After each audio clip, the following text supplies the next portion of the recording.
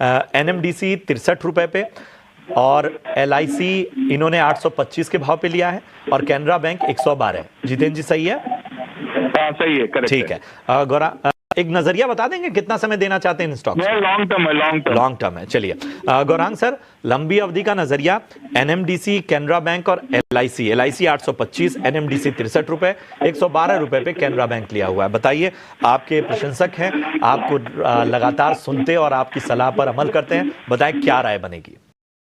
तो आपने ये भी सुना होगा हमारी तरफ से कि कभी भी एक ही क्षेत्र के ऊपर जरूरत से ज्यादा निवेश नहीं करना चाहिए, क्योंकि आपका जो जोखिम है वो बढ़ जाता है। फिर भी अगर आपके पास जोखिम झेलने की क्षमता है तो अनिवार्य है, लेकिन आपके पोर्टफोलियो में ज्यादा वेटेज जो है वो किसी एक क्षेत्र या किसी एक कंपनी पर नहीं होना चाहिए। इनके 3 कंपनी के ऊपर प्रश्न है, कैनरा बैंक, LIC और NMDC।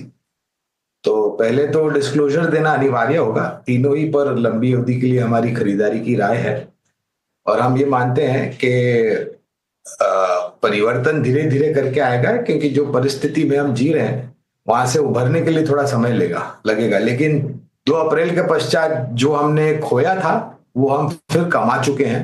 बाजार में रिकवरी जो हम देख रहे हैं उसके आधार पर।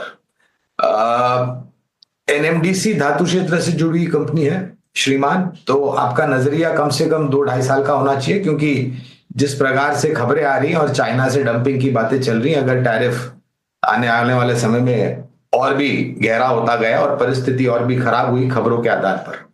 LIC जीवन बीमा से जुड़ी हुई दिग्गज कंपनी, नतीजों में बेहतर सुधार होने का अनुमान है। जिस प्रकार से नए प्रीमियम कलेक्शन होंगे और ज्यादा से ज्यादा लोग जीवन बीमा कराते जाएंगे और ज्यादा सम एश्योर्ड करेंगे, तो रन रेट प्रीमियम की ऊपर जाएगी।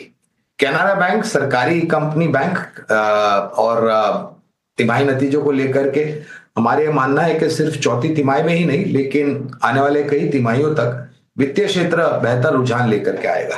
तो आप तीनों में बने रहें, लेकिन जैसे हमने कहा आपको कि जरूरत से ज्यादा एक्सपोजर मत लीजिए किसी एक क्षेत्र या किसी एक स्टॉक में, जिससे आपके पोर्टफोलियो का जोखिम बढ़ जाएगा। लेकिन तीनों पर बुनियादी तर्क के आधार पर हमारी खरीदारी की राय है।